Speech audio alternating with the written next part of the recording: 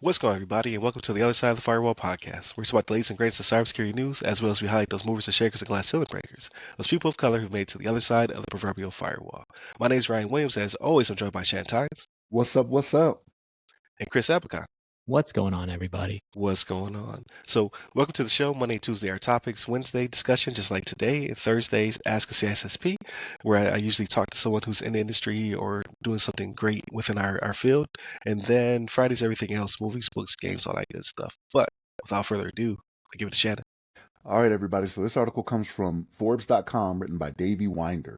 And the title of this one is New Amazon Ransomware Attack, Recovery Impossible Without Payment, right? So you see that and you get a little worried, right? And so when you see this, Amazon, I don't want to say AWS is getting a bad rap, but they're kind of getting a bad rap here because of how this is working out, right? So what ended up happening here, what is happening here, right, is you have the AWS cloud storage, right? So they call it the AWS S3, which is the simple storage service, and it's an object storage service. So what is happening is that the encryption, the SSE .c, so server-side encryption -c, which I believe is for client. So the client is managing the encryption keys themselves. That is what is getting targeted here, right? So usually when this happens, I don't want to say usually when this happens, but the clients holding onto the keys themselves is not something that is necessarily the norm. And what is happening is that, again, they're not breaching AWS. What they're doing is they're finding the fallacy, they're finding the flaws in people reusing passwords and doing things that they're not supposed to be doing. They should have better cybersecurity hygiene. And because they're holding the keys to their own kingdom, you know what I mean, for their object side storage, they're going after them, right? And so that's where the problem lies. So I don't want to sit here and say, oh, AWS is at fault here, because they've given the client the option to store their own encryption keys, and that's who they're going after. And this is where I believe the discussion of this has to come in, right? Like, is this actually a good practice, right? Like, it's one of those things where I understand, and I know a contract is more than likely signed saying, okay, you're saying you're going to hold on to this, so you need to protect them at the level that you see fit for whatever it is. At this point, we're just providing your infrastructure for you. We're providing the means to store for your company to use whatever resources we offer to you, right? Like, I'm sure this is all written down in a contract somewhere, to where AWS is just like, Amazon's just like, this is what these are the things that we provide, but we won't do this. So this again hits home to, and I feel like I say this every week, right? Like the companies out there and the ordinary users having better cybersecurity practices, right? Like when you're reusing passwords, and Chris, you kind of alluded to this in the previous article about, Apple will give you a different long, crazy password that you're like, man, it's a good thing you're storing this, because I would never remember this on my own. Exactly. You know what I mean? Right?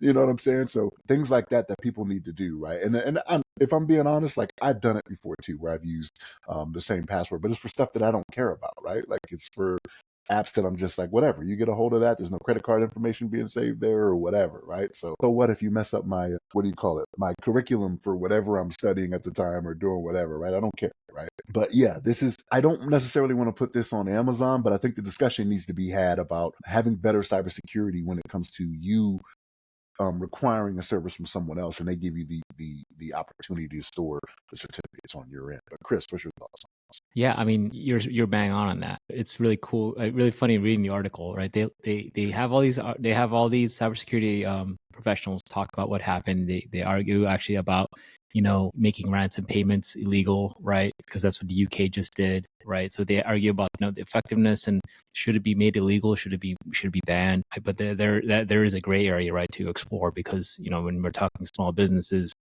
some of them can't afford to provide that capital right away. But I do want to highlight the last paragraph on the article. Amazon Web Services spokespeople actually do mention that, and quote, AWS helps customers secure their cloud resources through a shared responsibility model. That's the key right there, though. Shared responsibility model. If anybody that knows cloud services, the shared responsibility model is essentially saying, hey, look, you guys are responsible for X, and we just provide infrastructure or service or the platform, right? It should be the CYA model. That's what they're doing. Exactly. Yeah. They're covering their Amazon. Exactly. But that's actually something that I do want to discuss, putting my consultant hat back on, right? A lot of organizations think because they're using Azure, because they're using Google Cloud, because they're using AWS, they're all good, right? They're gonna be fine. I can just use the same password. I can just, just have a plain text password, be whatever, right? I can, kind of be relaxed because I'm using a cloud. No, that's not the case. You practice, you operate in the cloud as you would in your own on-premises environment. You ensure that your passwords are strong. You make sure you have multi-factor authentication turned on, right? That's the way I like to say, hey, look, you're not passing off the accountability over to Amazon just because they're on the FedRAMP High cloud. It doesn't mean anything. Like if you guys can secure your end on the consumer and client side, you're going to run into problems like this. You're going to run into problems if you're not using MFA. This is exactly the same stuff that happened with Snowflake. We're just discussing it, right? I think there's always, people can blame Amazon, but hey, the shared responsibility model says, hey, Shan was saying the contract says you guys are in charge of making the accounts. You guys are in charge of administrative privileged access management, right? If you don't have a privileged access management program in place, put one in place. To me, PAM is PAM, right? It's huge, especially when it comes to these infrastructure type things. But they do talk about, the rest of the article does talk about making ransomware payments illegal. Again, we stand on the stance of the podcast, right? We do not pay that, right? But again, we do understand there is a gray area, and some people do need to pay potentially, but right, you never know. So, Ryan, what do you think? We do not negotiate with terrorists That's or right. hackers. All right. That is our stance. So here's me playing devil advocate, right? I agree with the UK and making it illegal for entities to pay the ransomware. As we can see, you see AT&T's paying $400,000. We saw a few other organizations pay some really high bills this year, and that affects your reputation. That affects your potentially they double back and they come back and they get you. But I understand how this is going to have to be a legislation / Supreme Court type situation in the States because we're the land of freedom. You should, and if in a free America, you should be allowed to pay the ransom. And I hate to say that. With a caveat though, I believe that if your organization has PHI, PII, and anything like that, where you are responsible for client information in any regard, that should be made illegal. And I think that covers like 80 to 90% of companies because at some point a company has to service a person. Like that's just the way it is. Like businesses only function because they serve some kind of I don't want to use the word function again, but some kind of Greater good. empirical Yeah. to a person in some regard. Yeah. So that is the catch 22 that I have because I do believe in freedom. However, like you cannot make an executive decision for all of your clientele. You just cannot do that. So what do you guys? I want to go further on that, right? So if with that being the case, right, and I'm not saying I necessarily disagree, but if it is going to go that route and you decide, yes, I am going to pay the ransom, I think you should automatically forfeit the ability for the federal government to come in and help you after the fact if they go ahead and own you again, right? So if for whatever reason you pay the ransom and then they come back to you 2 weeks later and be like, we need more money, you can't go to CISA and be like, hey guys, I need your help now. Be like, no. You already agreed you were going to go down this road by yourself. We told you not to, right? We're not going to pay more. We're not going to give you more resources, right? Because CISA's working off federal taxpayer dollars. That's what goes to keep those people employed, right? So I'd go even further with that. No, I can pretty much agree with that as well. But at the end of the day, it's like the easy button, the easy quotes, right? The easy button is to stop everybody from being able to pay. Blanket statement: you will not negotiate with terrorists. You will not pay ransomware. But I can see that going up to the highest court. Say like that is a freedom that you are infringing upon. It's my right to give up. It's my right to give up. It's my right to, because at the end of the day, I want to quit. It's going to impact the bottom line, right? Like, right. How do I quickly get back up and keep this potentially a secret? And then you have the SEC reports and things of that nature. So the government is making it very hard for you to make moves that are impacting people's information and keep it a secret. Like they are already kind of putting their tendrils in there and making sure that you have to report in a certain amount of time if you're a bank or a financial institution, things of that nature.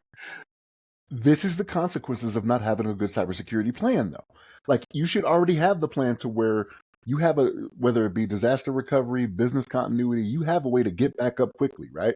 Like, that is what you were supposed to be doing anyway. If you're not doing that, you hit the easy button, right? Boom, it was easy, and this is the consequences of that. Like, you should have done the right things in the beginning that may have cost you a little bit more or took a lot more time, right? If we're being honest. You cannot So, outsource accountability. yeah, Period. And it's that's on that's what I'm you. saying with the shared responsibility. You have to Yeah, be held accountable, right? yeah. Take If you're ownership. Own your system. and if you're a business owner, you're ultimately accountable and responsible for everything that goes through that Yeah. business. This is how it works. Right. It's also the economy of scale in this regard, if I'm using that term correctly. If you're a small business, right, you're a mom and pop, your CEO might also be your CTO and your CIO and so forth and so on, right? So that they go with a Google or they go with a Microsoft, and they do the best they can with what they have until they can hire somebody like a Ram Cyber, consulting and assessments. By the way, go to ramcyber.io, uh, to help them with building their plan and basically doing their business impact analysis to determine like, should I have my own keys? You shouldn't, right? But if you decide to go that route because of whatever deal you get out of it, or perhaps in your third party, right? Like you are a third party to someone, and that's part of the MOU, MLA, or whatever. That you have to have the keys. You can't give them to uh, to Amazon or whomever. Like whatever that configuration is, where you've decided that, okay, I'm going to take the risk and hold on to my own keys. You have to hire someone if you don't have the people on hand to help you develop a plan and do that risk assessment, and then build out your business continuity, your information protection plan, your cyber incident response plan, so on and so forth, right? All these things that are time consuming and have to be tailored specifically to your business, because you can't take a generic plan and slap it on everything. You have to spend that money, and it's really hard for mom and pops to do that when you have, a $1 trillion company can just outsource it, or they can pay somebody to do it on hand. So I can kind of see that from that perspective, but then I start to not feel bad for your $1 trillion, $1 billion companies, because you had the resources to make this happen. So what happened? Yeah, the mom and pops get it the worst. This reminds me of a story I read. It was not Ron Paul. Rand Paul wrote a book years ago, right, that I was reading, and he was talking about how in government you have these lobbies and things like that that will kind of make it harder for the little guys to exist, right? They'll lobby for some law that just makes it hard. And the example he gave, if I remember correctly, it was like, I don't remember if it was like fire suppression systems or something. It wasn't necessarily safety related, but it was something in hotels, the little mom and pops, it would require a lot more from them. Like stuff like that, you got to be careful with that too, right? Because you're not. It may not be intentional that you do that, but the $1 trillion companies, yeah, they can make that happen. But the mom and pop, that's trying to stay in business, that every administration that comes in says they're trying to help, right? That middle class, that small business owner, you got to be careful not to price them out, not necessarily price them out, but make it too expensive for them to operate as well, right? Which is Right. what CISA is there for, right? They're offering their services. Right. Putting regulation on them that makes them non-competitive. Right, So to right. say like, hey, you can't pay the ransomware, but like, okay, well, who's going to help me? Like, Yeah, how can I get out of this bind? that's how Hilton and Marriott get rid of the bed and breakfast down the street. You know what I mean? But, yeah. Yeah, because they're like, I can fulfill all of these check boxes because we've already grown to that scale where we can handle this, and yeah, like you're saying, you price them right out of the market. So yeah, it's really rough. Uh, I don't hate to do this, but I think this is not. It doesn't put money in my pocket, right? But a lot of these things are templatized. You can go to CISA's website. You can pull down a template. Again, we say generic plans do not necessarily benefit you, but you can take that and tailor it to your business. The problem is you can find the resources, you can find the money potentially, but you can't find the time. Like time is just a finite resource. So how do you do 6 different jobs and tailor this? I just don't know, right? because being a small business owner, right? Like I have a very tiny business myself. It is really hard to find time to do things, to make those things happen. So you usually have to spend the money, and that's unfortunate. So you gamble until you can find someone who is within your price range to make it happen. So it's hard to say. Right now, though, you can just do it. It's Wild Wild West. You want to pay a ransom? Go ahead. But I guarantee you're not going to like it. You're not going to like the results because you can't have someone put a gun to your head and say, "Give me $5," and expect them to put the gun down. You know what I mean? Like they're going to take the money or they're going to take your life. So I don't know what to tell you, but uh, definitely continue to come back. Less doom and gloom in the Friday episode. But I think this is a really good discussion. Like it's good to have your guys' perspectives, right, on this. Like at the end of the day has to end. So I have to wrap this up. This episode, you thought something deep was coming out of it. It didn't. Haha. So definitely come back to the other side of the firewall. Check out the websites that go by our name. You get me up personally. I'm at RY Security Guy. That's RY Security Guy. You can find me pretty much all the socials. But LinkedIn is where I'm most responsive. And where can they find you, Chris? You can find me on LinkedIn under my name, Chris Abacon. Last name spelled A Bacon. There it is. Stay safe. Stay secure.